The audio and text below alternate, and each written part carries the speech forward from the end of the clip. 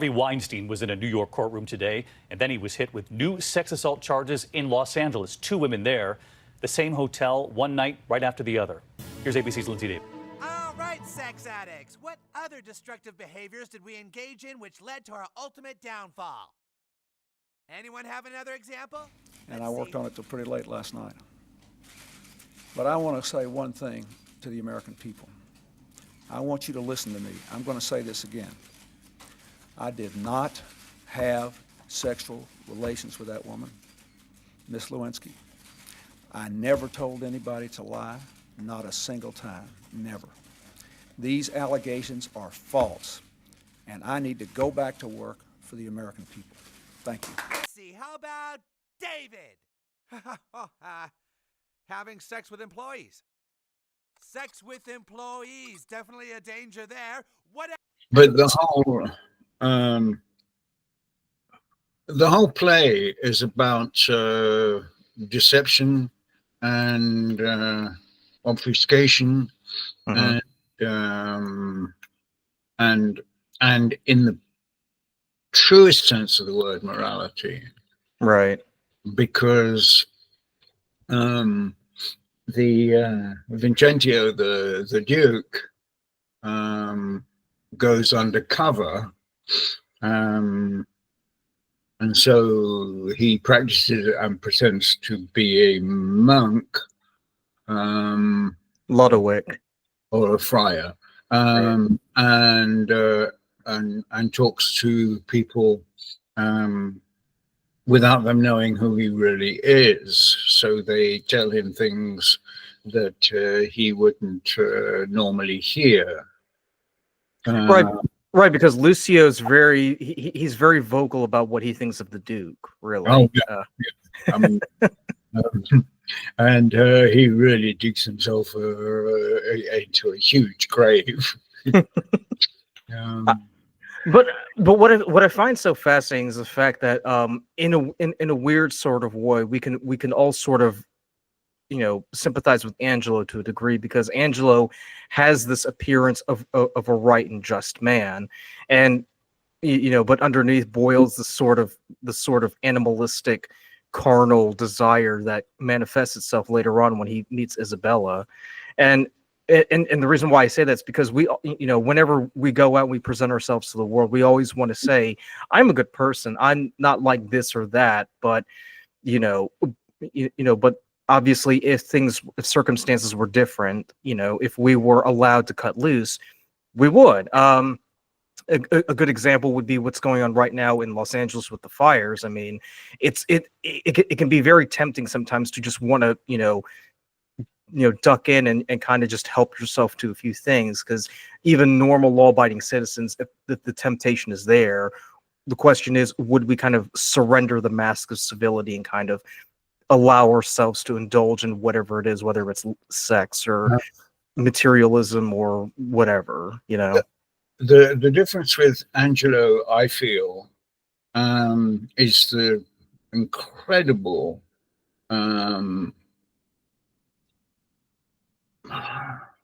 understanding of human nature that Shakespeare displays in the creation of Angelo as a character, because he knows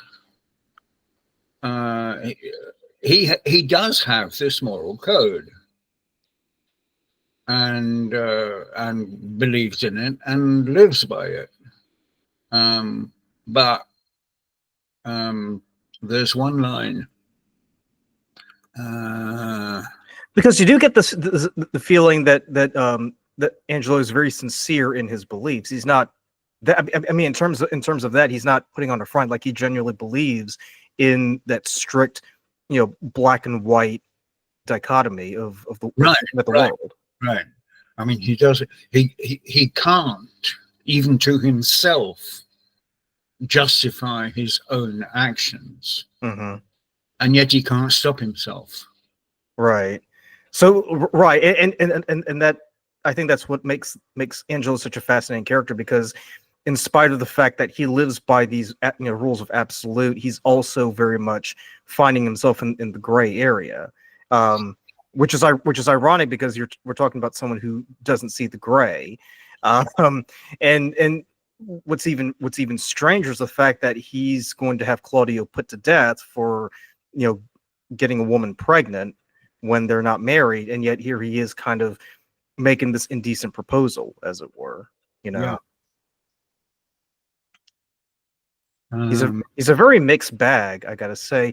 Oh yeah, I mean it's I mean it's what, as you say, what makes for me it makes him one of the most fascinating characters of all.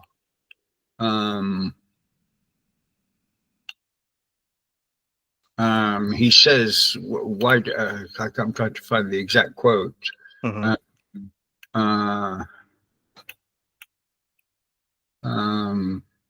Who sins most? Who sins most?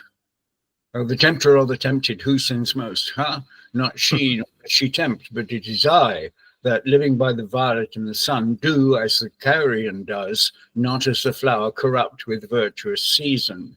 Can it be that modesty may more betray our sense than women's lightness? Having waste ground enough, shall we desire to raise the sanctuary and pitch our evils there? Oh, fie, fie, fie! What dost thou, or what art thou, Angelo?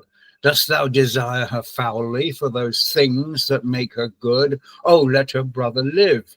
Thieves for their robbery have authority, when judges steal themselves. What do I love her, that I desire to hear her speak again and feast upon her eyes? What didst I dream on? O cunning enemy, that to catch a saint with saints doth bait thy hook. Most dangerous is that temptation that doth goad us on to sin in loving virtue. Never could the strumpet with all her double vigor, art and nature once stir my temper, but this virtuous maid subdues me quite. Even till now, when men were fond, I smiled and wondered how. You see there the mental torture that is going on in his mind, because he knows it's wrong.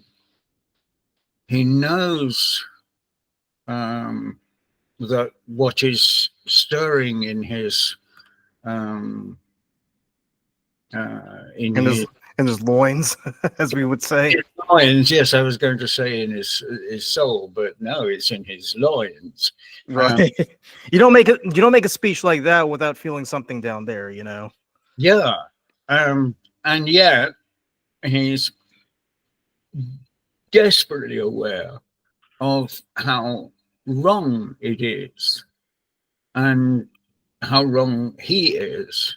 And then well, let's not forget Isabel is either she's a nun or she's a novice. So she's a novice. She's waiting to enter.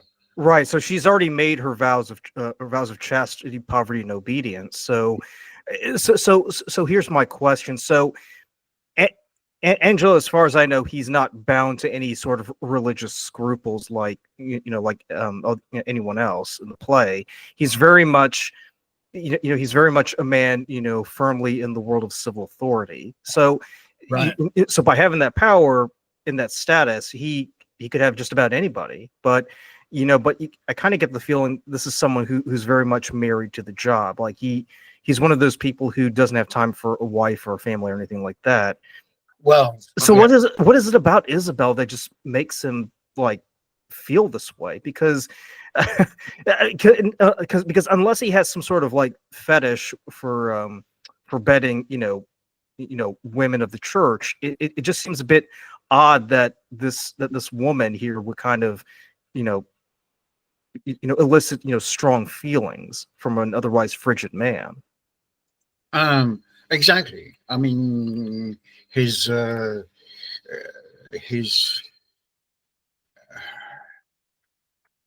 position in terms of morality is an absolute one. which is why, Claudio and Juliet, even though it was consensual, the sex, and it wasn't that Claudio raped her, they just got a bit carried away one night, and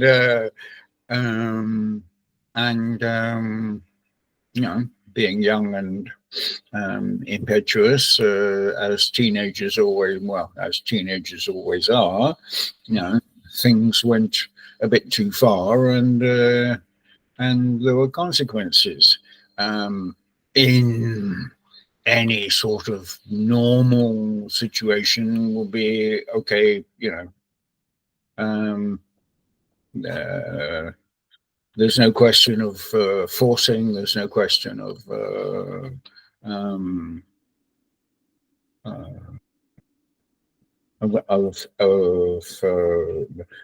Juliet was a willing partner to Claudio's advances, and so normally, and in that time, even Shakespeare himself, okay, so you went a bit far and you want to get married, so let's get married even though you've got a bump. And it's what we call a shotgun wedding here. So yeah. But no, Angelo, with his rigid code of sexual conduct, which he considers to be morality, says no, you got her pregnant, you're gonna die, and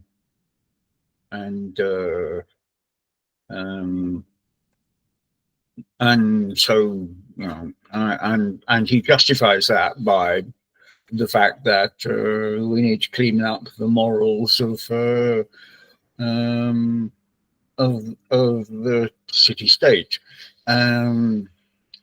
which is why Vincentio went underground to see what was really happening, and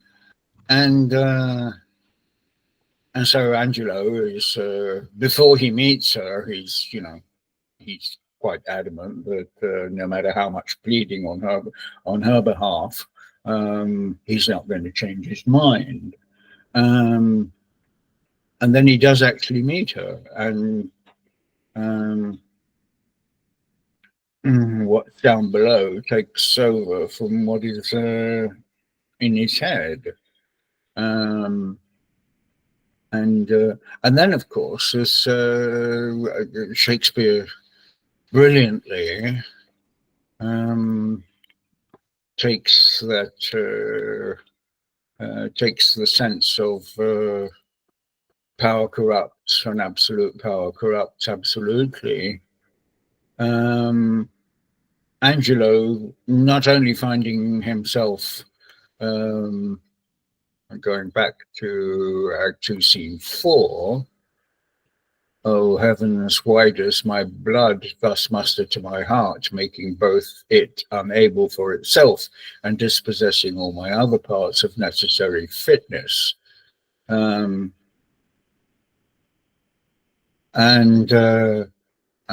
as that scene, which is the scene between the following scene when she comes in, he's still fighting himself until finally the simple fact that he has the power, the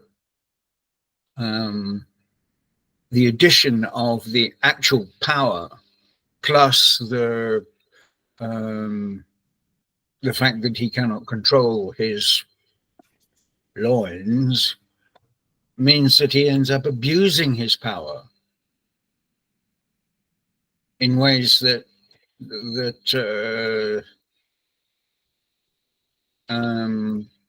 he probably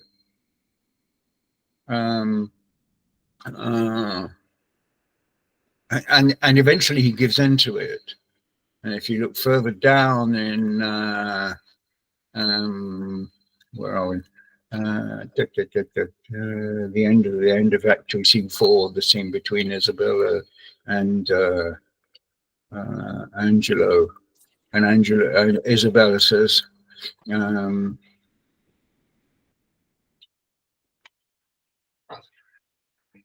Isabel says, I will proclaim thee, Angelo, look for it. Sign me a present pardon for my brother, or with an outstretched throat, I'll tell the world aloud what man thou art. And this is where he really is out of control. Who will believe thee, Isabel? My unsoiled name, the austereness of my life, my vouch against you and my place in the state will sow your accusation overweigh that you should stifle in your own report and smell of calumny. I have begun, and now I give my sensual race the rein.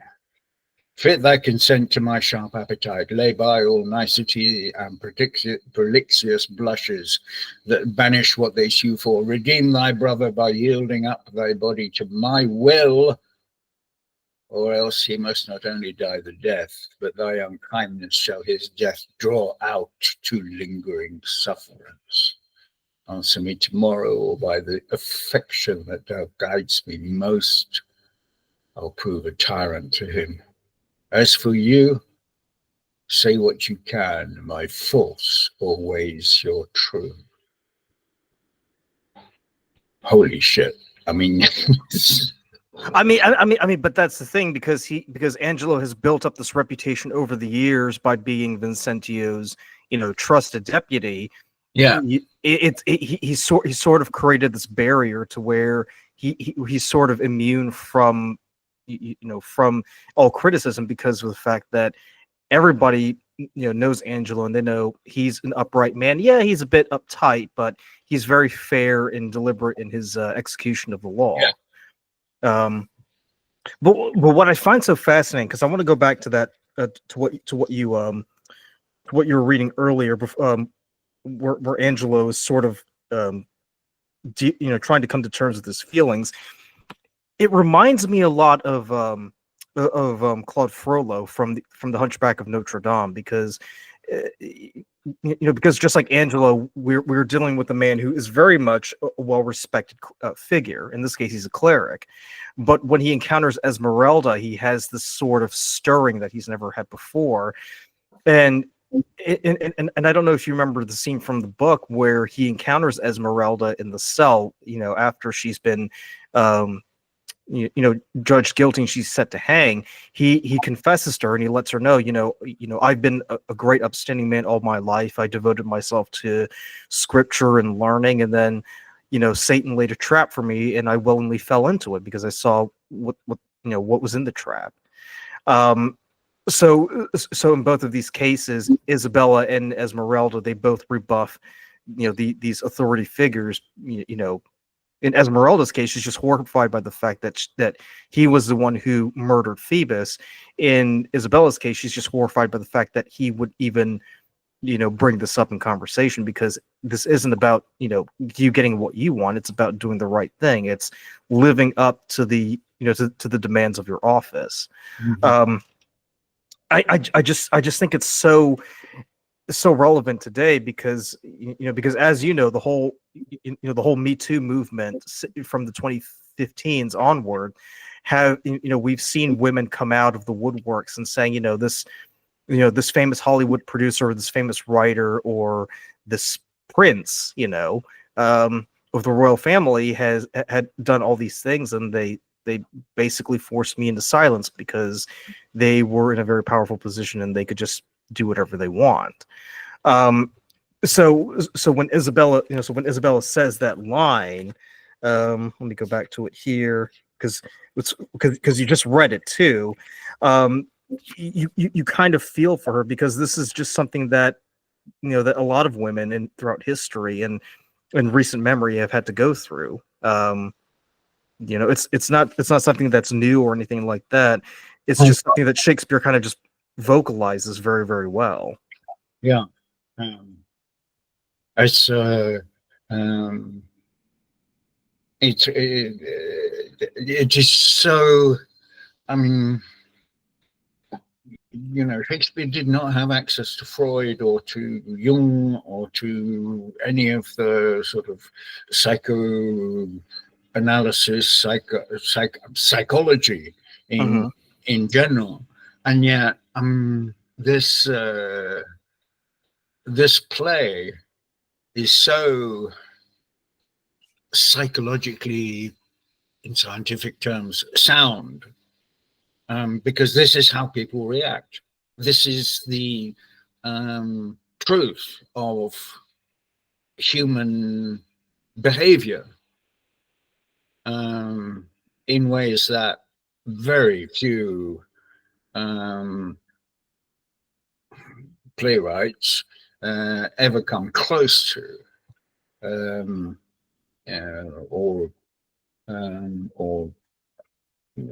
or authors for of any sort. Well, let me ask you this. I mean, because what I find so fascinating is that he's doing this when the Duke is quote unquote absent from Vienna. So you kind of get the feeling had this occurred, when Vincentio was there, he never would have even entertained the idea. But it's sort of it's sort of like that, one of those those experiments where if people are put in a position of authority for a certain period of time, they are going to abuse it. And Angelo having no restraints placed on him, he kind of allows himself to cut loose as a result, i.e. what we're seeing here. Yes. There's a quote from Isabella. I can't remember exactly where it is. Oh man, proud man, dressed in a little brief authority. I know what line you're talking about, because it made me think she's basically saying, you're only in charge for only a short period of time, and yet you're just gonna live like it was the end of the Roman Empire, basically. But here's another thing too, because in the following scene, Isabella goes to visit Claudio in jail, and she basically, and it's a bit of black comedy, granted, but what's interesting is the fact that Isabel tells him, yeah, there really is no way for me to save you, but Angelo did make this proposition. And then Claudio basically says, well, maybe you should entertain it. And then Isabella just goes off on him, like, Yeah. it's like she just gives him like the business, and it's like, and it's like, what's so strange is Isabella's kind of caught between a rock and a hard place, because here you have one official who's saying, if you want to save your brother, you basically gotta sleep with me. And then you have her brother who's condemned, who's saying, well, my life is pretty important, yes, I did something horrible, but death is even worse. So maybe you should take one for the team.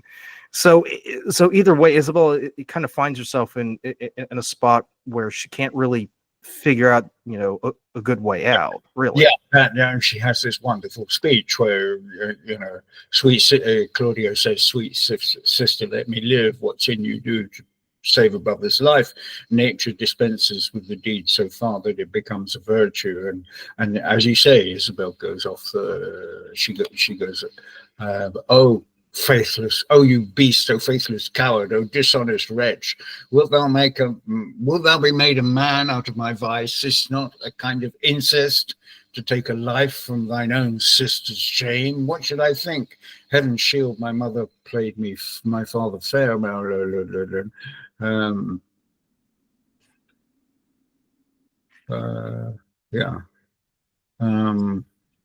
Die, perish, might but my bending down reprieve thee from thy fate, it should proceed.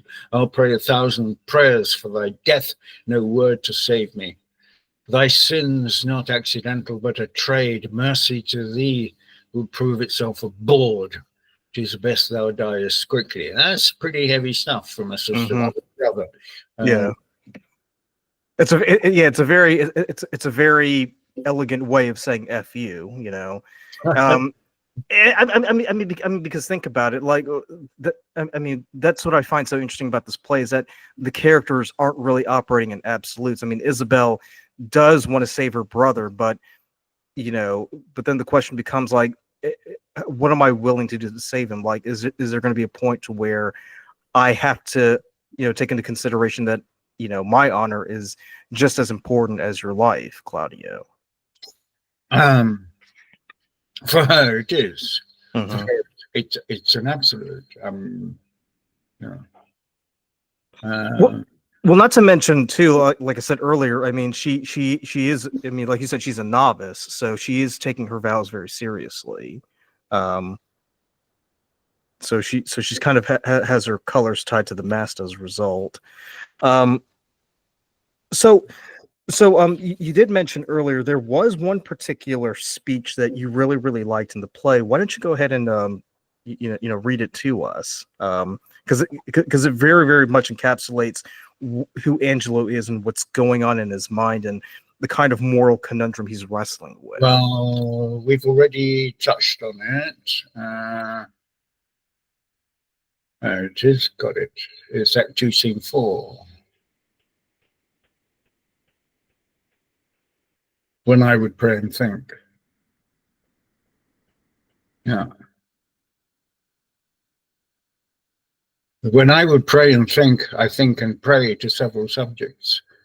Heaven hath my empty words, whilst my invention, hearing not my tongue, anchors on Isabel. Heaven in my mouth, as if I did but only to his name.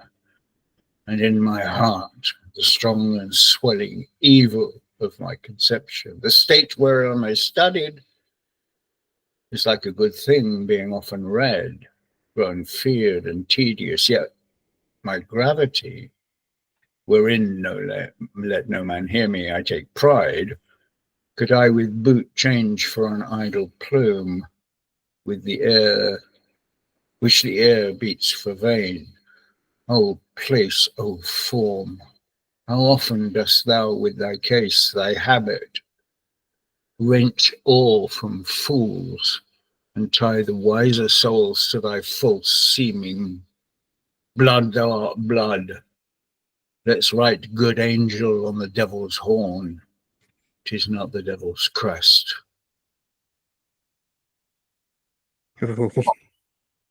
That sends shivers down my spine because that's the moment where he makes his deal with the devil, really. That's when he decides, I'll throw all caution to the wind, like this is it. So with Angelo, he's very much a complex character. He's not and like I said earlier, he's someone that we can sort of sympathize with because we all kind of struggle with these moral issues, every single day, whether it's envy, lust, or whatever. Vincentio, I find he's a bit of an enigma or a bit of a strange character because I can never quite understand what's going on in his head because he starts off the play saying, I'm just going to go off on a diplomatic mission. I'll be gone for a while. Angelo, you are in charge. And then he returns dressed as a friar named Lodowick. So what exactly is he up to here? Why this little Well, undercover boss? He's spying. He's spying on his own people. Now one can question the morality of that, but Shakespeare deals with that when Henry V goes, or in that scene in Henry V when he goes around his troops just before Agincourt, and talks to the soldiers, but he's not pretending. But he's pretending he's not the king. He's trying to find out what they feel. So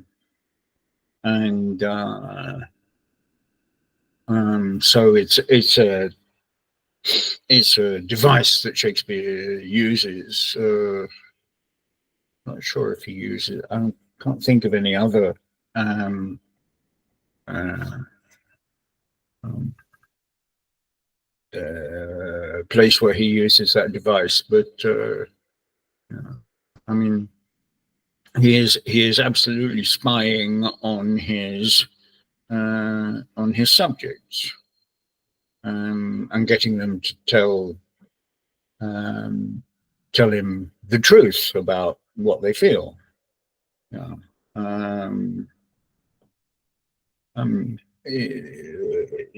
There is another wonderful speech which I adore from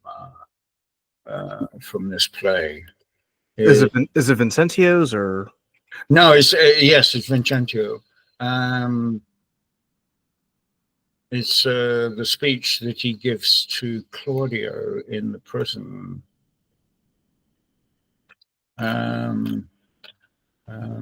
The absolute for death. Hang on, I'm trying to find it.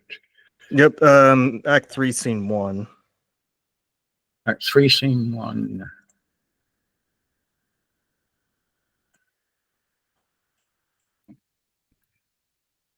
The absolute, yes. Either death or life.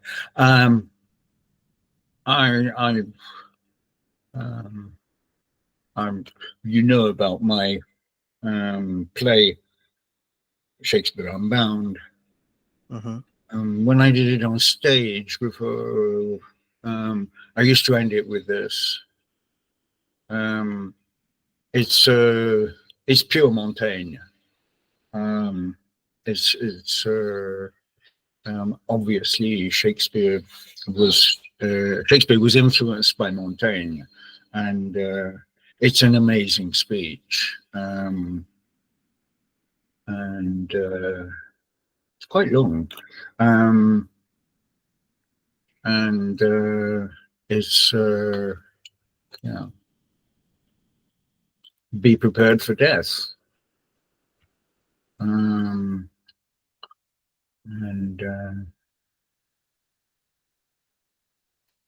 it's just a great speech. It's sort of an operatic aria. It's, you know.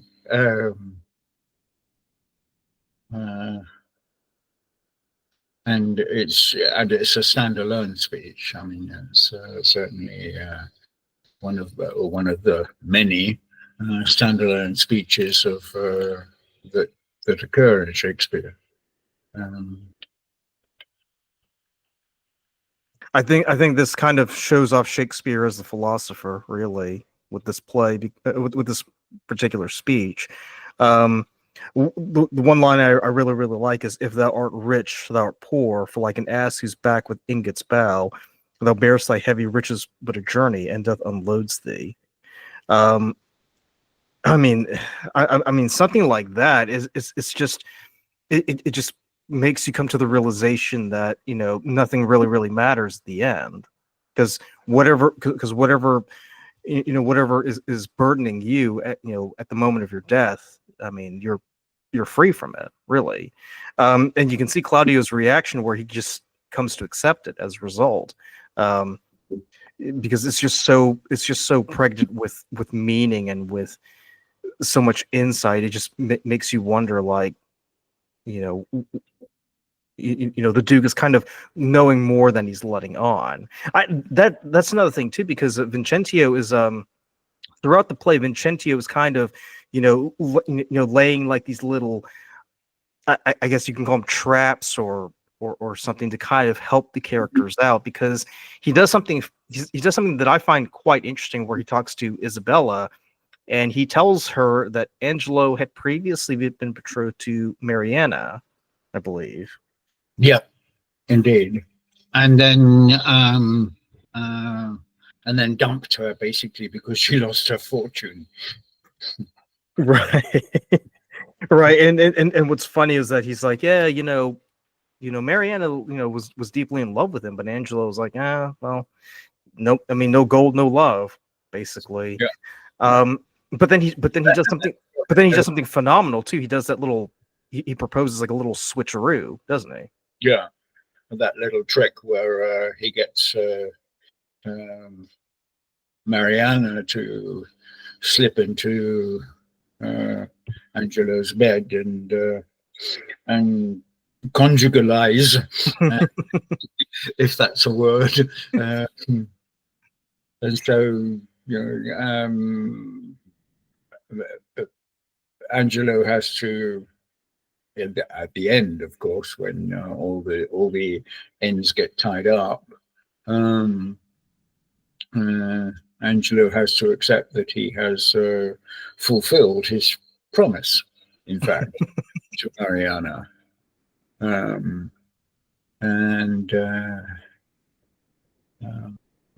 There's one thing, one story that I heard about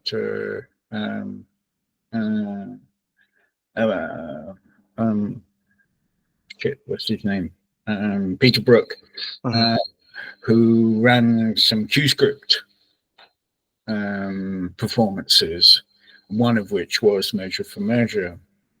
And in that final scene, because of course Q-scripts, you don't know what the other characters are going to say.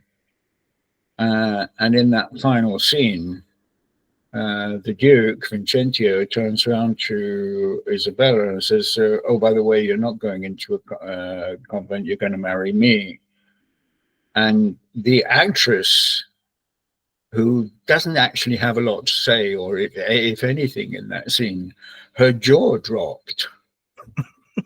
And he said it was in his book, The Secrets of Acting Shakespeare. In his book, he says it's one of the most astoundingly truthful acting moments I've ever seen, because the actress was going through exactly what Isabella would be going through, and there's this total shock, because they'd never rehearsed it. She had no idea this was coming, and of course the Duke is the Duke. You don't say no to the Duke, and he writes about it in this book. He says that, one of the things about Q-script acting is that it can provoke some of the most truthful moments, because the player is actually on the journey that the character is. And Shakespeare, by using Q-scripts, Shakespeare manipulates the player to go through on the same journey as the character. And that was one that he mentioned in his book. But it makes it far more realistic, because the audience and the actor are taking the same journey together, right? Yeah. It's not like the actor knows exactly what's going to happen here, but we as the audience don't know yet. We've yet to arrive at that point. And I mean, so her jaw just dropped in stunned disbelief at that proposition. And she had one line or something, but if you look at it out of context, it's actually rather ambiguous. Yeah. And it's only when it comes in context of the Duke saying, okay, you're going to marry me now. I kind of like you. You're good stuff. And I haven't looked at it in Q-script form, but it would be interesting to do so, to look at what Isabella's response is, because if you study it out of context, it's probably quite ambiguous. Yeah. My gratitude to your grace is blah blah blah blah. So you know, that's, but you don't know what her gratitude is actually for when you're studying it on your own. Mm-hmm. So, you know, when it's a shocking line like "You're going to marry me," my gratitude to your grace is knows no bounds. Um, uh, so that's one thing from this play, which is a small thing, but it's something that's always struck me ever since I read it. The book, that is, Peter Brook's book. You see, this is something that I would advise any reader of Shakespeare, if they can be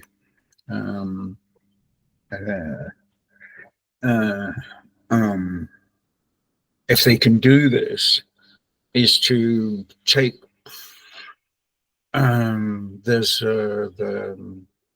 there are various texts online. One is the one that I use is open source Shakespeare, and you can, with a couple of clicks, go to, say, Claudio in this play, and click on all the speeches that Claudio has, and study them in isolation first, and then click on Isabella's speeches and study them in isolation first, because of course that's how they were written. Mm-hmm. I have a theory that Shakespeare, as he was an in-house playwright, actually surrounded himself with the Q scripts. And he had one Q script for Claudio, one Q script for Isabella, one Q script for Vincentio, and he actually wrote on the Q scripts themselves. There's two advantages of that. One is he could then hand the Q scripts to the players hand to hand, you know, literally give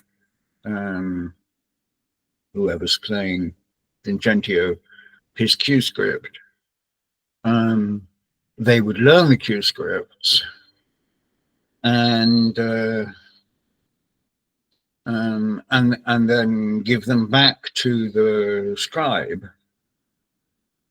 to create the prompt book. And so actually the Q scripts come first. So here's my question. So I do see the advantage of of doing that, because that way the actor is able to develop how what their thoughts are and how the character is going to deliver those particular lines. My question is, how do you know when to say those lines? Because obviously you're not going out on stage and just saying the lines and that's it. You're interacting with the other players. How do you know? How do you know when to begin your line here and when to stop there? Tiffany Stern did a demonstration of the use of Q scripts, and it was Merchant of Venice, and Shylock has a long speech, and I can't remember who it is, has a speech or a reaction to Shylock's speech. And what she showed in her demonstration, in her workshop, was that in Shylock's speech, he uses several times a phrase which is in fact the guy's cue. Okay.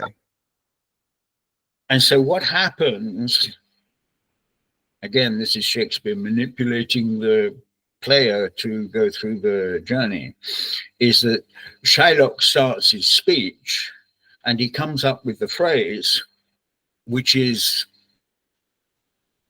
I can't remember who the other character is, his cue, but Shylock continues on. And so he can't say his, so you know, and so what you get, and this happens about 5 or 6 times in the speech. Mm-hmm. So what you get is this, Shylock is on this rant. The other character is trying to interrupt him, but can't, because Shylock just plows on because he hasn't finished what he has to say. Right. And she did this with actors, and you could see the actor playing, I don't remember his name, Sebastian. No, it's not Sebastian, but there isn't a Sebastian in I know there's an Antonio in the Merchant of Venice. It's not Antonio. It's somebody else's, and you can see his frustration as an actor, which of course would also be the frustration of the character not being able to get his speech out. And then of course Shylock comes to the end of his rant and says this phrase, which is the cue, for the last time. And then there's a silence as the other character says, "Oh, finally you've finished, right?" and I mean, as I say, Tiffany Stern set this up, and it's brilliant. I mean, it is absolutely brilliant because it is so real. It's so absolutely theatrically real. Right, because it elicits, because it elicits the raw emotions that the actor would feel and kind of transfer into the character when they deliver their speech. Yeah. So is it something that's commonly used, or is it something that's having a renaissance now? Scripts. Well, no, because now, of course, I mean, nobody ever uses Q scripts unless they're trying to reproduce the working practices of the Elizabethan and Jacobean theatres. Mm-hmm. Although I wonder how long the Q script system worked, because I mean, before you have photocopies or the old Gustetner machine, if you're old enough to remember the Gustetner machine, I've seen pictures of it. Yeah. You typed on a skin, and then you had this, it went round on a drum, and then of course photocopies. Getting the entire play to the entire cast requires handwritten. I mean, even after the 17th century, even in the 18th century and the 19th century, until printing, and even then printing, I mean, I've looked into the printing process, and I took a trip to the printing museum in St. Bride's printing museum off Fleet Street in London. Mm-hmm. And they have printing presses from the 14th, 15th century Gutenberg era right up to newspaper presses. But I mean, throughout the 16th, 17th, 18th century, when it came to printing, every single letter had to be set into a press, and and every single page had to be printed individually. So you're talking about a huge amount of work. Yeah, very labor intensive. And so a theatre company would never have the resources to do that. Right. You know, until you know, even in the 17th, 18th, and early 19th century, how much access did the players have to the rest of the play when they were rehearsing stroke performing? It's a question that I haven't answered. It is a interesting. It's an interesting question, and to the working practices of, as I say, even up to the mid 19th century. What about in the 20th century? Well, 20th century, obviously.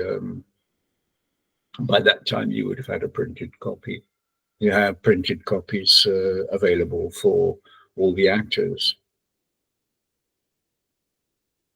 So now, presumably the RSC doesn't follow the Q script method, right? No, not at all. No. Okay, gotcha. And of course, one thing about Q scripts, is you can't rehearse, because once you rehearse, the whole thing falls apart, because you start to know what your opposite character is going to say. Right. It's so it's kind of like a manufactured reaction rather than a genuine, shock, like what we saw with Isabella when Vincentio said, "Oh yeah, by the way, you're going to marry me because I kind of like you now," Yeah. But so my other question is, are there certain plays that kind of work better with Q scripts than others? Or is it something that you could universally apply to all of Shakespeare's plays? Because I kind of feel like sometimes if you have, the history plays, for instance, I feel like you would kind of follow the more traditional route of everybody kind of rehearses together, as opposed to, say, something like this play, Measure for Measure, where it kind of works better with the Q script because you genuinely don't know what's going on, because there's just so many twists and turns, like Vincentio saying, "Oh, by the way, your brother's not really dead. We've got his head here, but it's not really his head. It's just some other guy." Well, given the working practices, it's almost impossible to imagine how they could possibly have done anything else. If you sign up for my Shakespeare Verse and Language publicity, Shakespeare Verse and Language on Evenbrite, weekend of 15th, 16th February. Send me the link and I'll put it in the description below so people will know about it. In which I go into the history and the working practices, and how they influence the writing. Because we look at the writing, we look at it because we have, in a very different way, because we have access to the full text. Right. Yeah. We see Claudio says something, Isabella says something, Claudio says something, Isabella says something, etc., etc., and we see it as a dialogue. But nobody ever did when these plays were when they were new works, when they were first performed.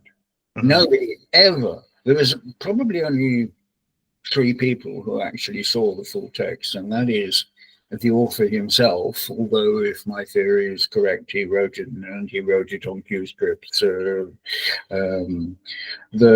scribe and the censor.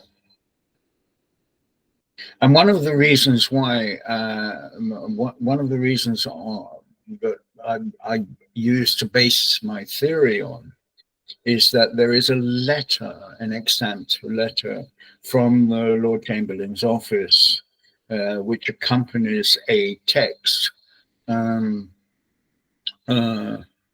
which has been approved and amended by the censors, by the Chamberlain's office, and the letter basically says, "Here's your text back. We've made some changes. Tell the players to purge their parts." Now, this is extreme. As a detective, this is an extremely interesting comment, because this implies that the players' parts exist prior to the copy that was sent to the Chamberlain's office for censorship. Right. Now, tell the players to purge their parts, not to the scribe, purge the parts that we have redlined, we have crossed out. Tell the players to do it, which means the players already have their cue scripts, their parts. Right. Right. So in that case, that would be a supporting argument for Shakespeare having written in cue scripts rather than having written the way that most people would think he wrote these plays. Yeah. With the way that certainly most playwrights today would write a play. Yeah. And they would write a play, they'd send it to the editor would then make some changes. And of course, one thing was interesting. I shot a film in Romania, and I became really quite friendly with the first AD. And this was some time ago. This was not long after the fall of Ceausescu. And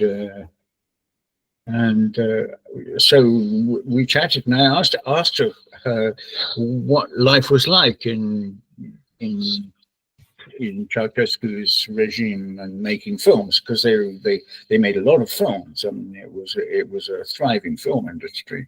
Yeah. Under Ceausescu. I mean, obviously most of them were propaganda films. And she said, we would send the scenario to the censors, and we had an unwritten, unspoken agreement. On page 42, there would be a section which was not approved, which was not allowed. On page 42, on page 61, on page 85. So we would put the seditious, the things that would not be approved on those pages. The censors would receive the script. They go straight to page 42, boom, boom, straight to page 81, boom, boom, and straight to page, etc., and then send the script back. And they never even read it, because they had their job, which was to do some censoring. And so, we sent them stuff to censor, and they never read the rest of the script. They're kind of like cherry picking, basically. It kind of reminds me, because we did an episode not too long ago where we were talking about Soviet films, and we were looking at a few of them, and we were talking about how in at least in the Soviet Union and Russia, they all film projects had to be approved by Mosfilm. So if Mosfilm and the Ministry of Culture didn't like a particular thing, the the writer and the director would have to excise or modify, those lines or that scenario to kind of fit with, with the ideology. So it's not too far off with what they would have done in Shakespeare's time. Oh yeah, I mean, Shakespeare, they knew perfectly well what was acceptable and what wasn't. Mm-hmm. Well, I was gonna ask because I read somewhere that Measure for Measure was one of those plays that it was deemed too, I guess, raunchy for for performances. Were there any, as far as were there any sort of edits or any sort of censors made or suggestions made by the Lord Chamberlain to kind of tone things down a bit? I don't. I can't testify to that in any way. The Lord Chamberlain's office was obviously part of the Crown,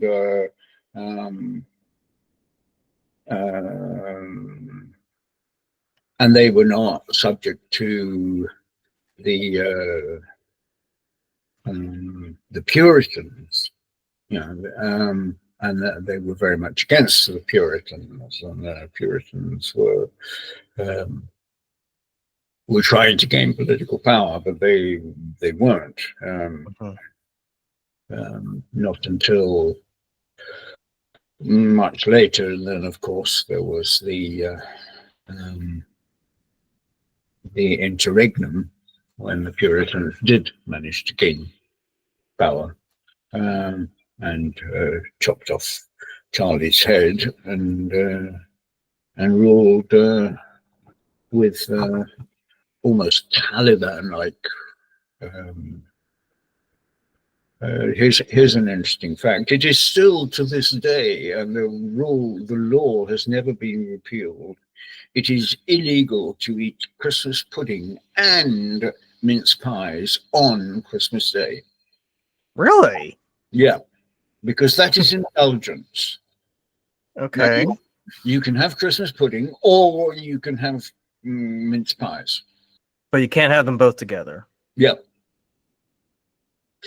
And that is a law that comes from the Puritans during the interregnum. Well, yeah, because that's really, really fascinating. Because now that I think about it, most videos I've seen, nobody ever bothered to repeal it because this is such a stupid law. Well, I'm sure most people, would kind of gravitate towards, Christmas pudding because it looks a lot more sweet than mince pie, I imagine. But I do want to say, I do want to go back to Measure for Measure for just a little bit because throughout the play, you kind of have it. You kind of have this sort of insurgency going on between what Angelo is doing and then what Vincentio is doing, and as I was reading, I was just thinking he's kind of you kind of get the feeling that Vincentio is slowly starting to work against Angelo because even he doesn't really believe in what he's doing. He thinks he's being too much of a fuddy-dud. Is that something that you kind of got from this?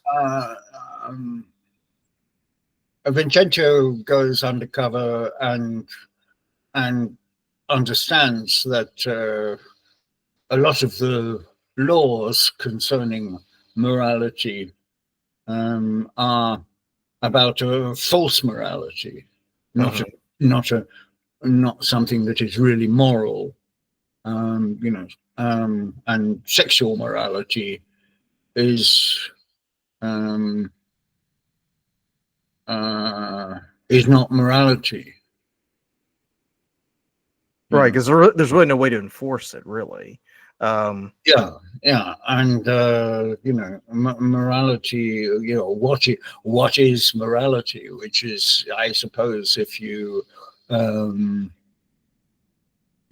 to ask one question about Measure for Measure and its place in the canon, it would be it is the question: what is morality?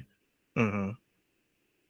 And who and which of the characters behaves in a truly moral fashion.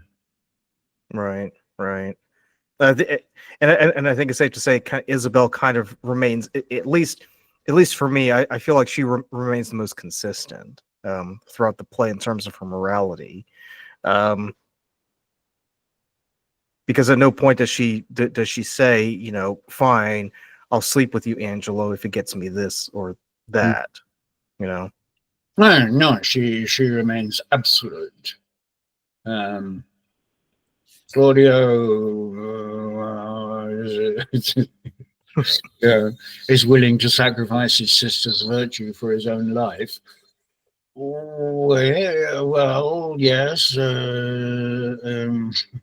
A few moments later. It's which, yes, what is morality?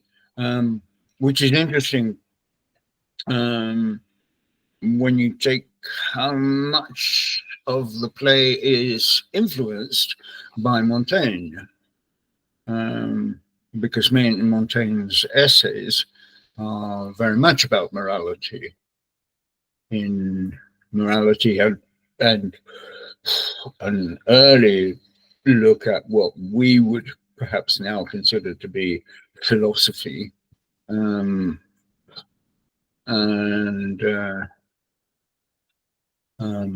then there's the whole sub second story of Mistress Overdone and the board and oh hell, what are they called? Well,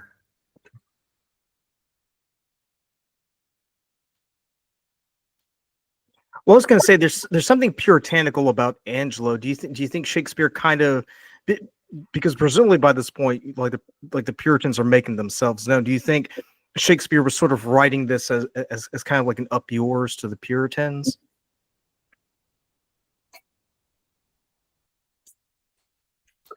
Quite possibly, yeah. He certainly was. Certainly don't think he had any time for them at all. I would imagine not. It kind of reminds me of a Blackadder 2 episode where, you know, they kind of where they kind of take the piss out of the Puritans by just making them over the top, you know, very rigid in their belief, and then at the end they get drunk and they're hiding under Queenie's Queenie's dress. That's what it reminded me of. Yeah. No, the whole sequences with Elbow and Pompey and Lucio's involved too, and the clowns, you know, which provide a wonderful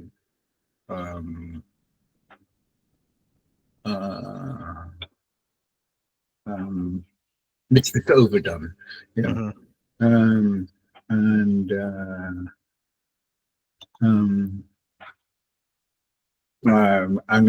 the whole clown sequence, which are, I think, beautifully orchestrated. When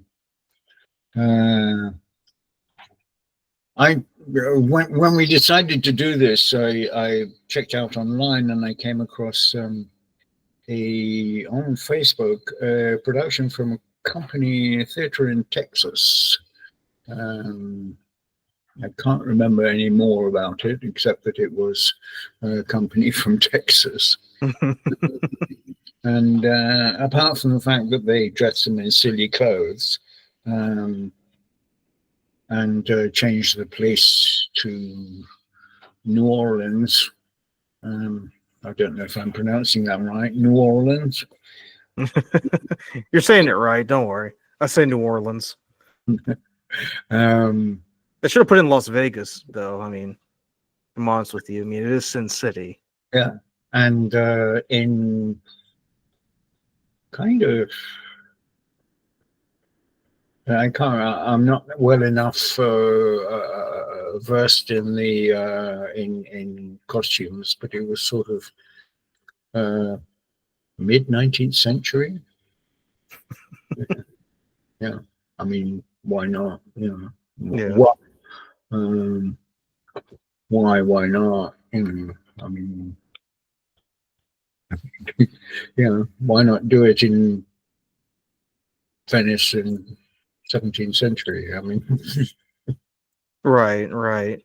I mean, you know, the costumes are more expensive. It has to be said, particularly the women's costumes. But I mean, well, not Isabella's, obviously. I mean, that's pretty cheap. I don't think that costume has that what nuns wear.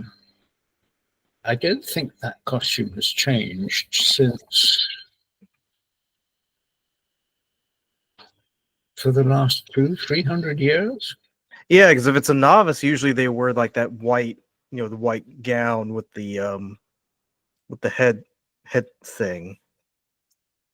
Anyway, this production from this company in Texas was, I thought, very good. And they handled the verse well. The clowns were, I thought, overdone. But yeah, you can be clownish without putting on funny voices and doing funny walks.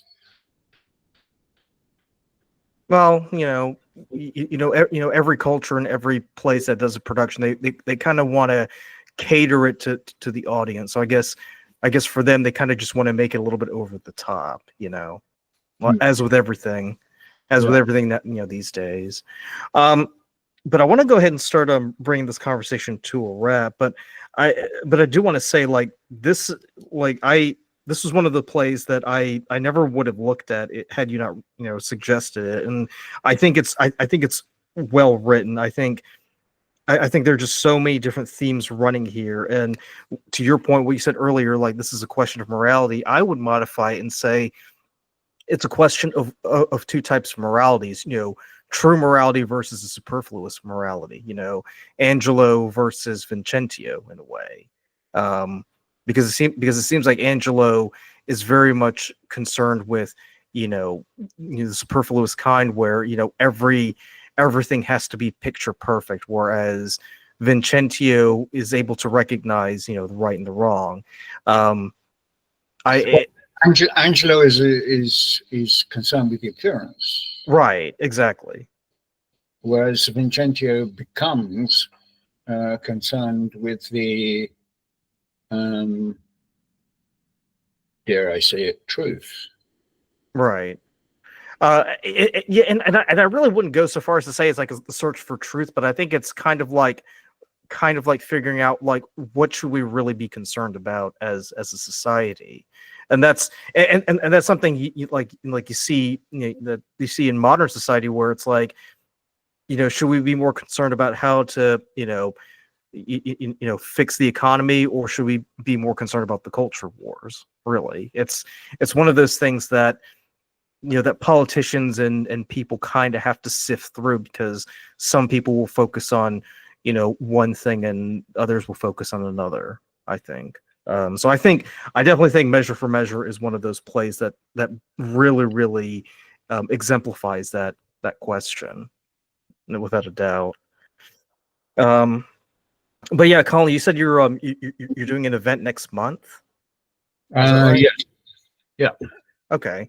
If you can send me the link for that, I'll put it in the description below, and I'll tell people that I know. Is it something that they have to go to physically, or can it be done online? Or No, it's an online. It's on an Evenbrite online, and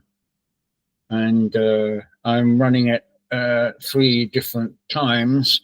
Saturday the 15th at 4 p.m. European time. okay. No, 6 p.m. and then at 8 a.m. for people in the Ocean Pacific time. So I'm going to have to get up and do this at 8 a.m. in the morning. Right. But I've already got 5 booked for that, so that's going to be worth it. You know. Okay. And what are you guys exploring in this event? So it's called Shakespeare Verse and Language, and it's it's a look into how the working practices developed and why, and the consequences that those working practices have on the development of the writing. Because for many people who are not practitioners, there are many things in Shakespeare's writings which are very strange. But once you understand the working practices, they make sense. I mean, it's not in the workshop, it's not in the webinar, but I mean, I once read, I think it was an almost PhD length dissertation from an academic on the rhyming couplet at the end of the scene. Well, if you're working on Q scripts, it's absolutely an absolute necessity, because you're listening for that rhyming couplet, because you know that's where the scene ends. Mm-hmm. The play is the thing wherein I'll catch the conscience of the king. Rhyming couplet, okay, in we come.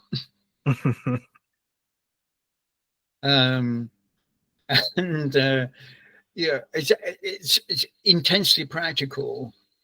What I'm trying to do with the webinar is show how a lot of the stuff that confuses readers comes from the fact that it was written to be performed, and what Shakespeare has put into the way the choices that he's made are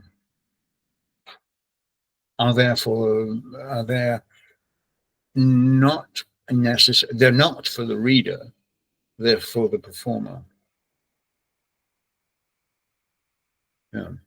Yeah. To be or not to be, that is the question. Okay. Why not? The question is to be or not to be. It's perfect iambic pentameter. Does it say the same thing? Well, if you look at the way the 5 beats of the line are constructed,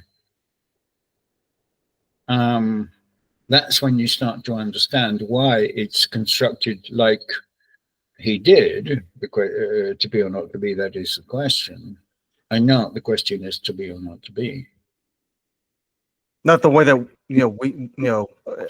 a layman would read it, right? Yeah. I mean, a layman would say there's no difference. A performer would say it's totally different. Yeah, because it changes the trajectory of how they're delivering the line, and what their reaction is going to be, before and after. Mm-hmm. Yeah. That's really excited. I'll go ahead and let everybody know about that. But Colin, I just want to thank you for taking time out of your day to do this. And I'll send you the links for the 2 that are, because the one that's at 8 o'clock in the morning here is not a reasonable time for you guys. Yeah, exactly. But well, not sure what 8 o'clock in the morning French time is in New York? I think that'll be like 3 where I am, 3 a.m. Yeah. Yeah. But I mean, but people who are going to this are like me. They probably don't sleep that much. So. Yes. And then, do you have listeners in the Ocean Pacific region? I'm not sure. I guess I could just post something on Facebook and we'll see. So. But yeah, that'll be it for Measure for Measure. Guys, let us know down in the comments below what you think, and we'll catch you in the next one.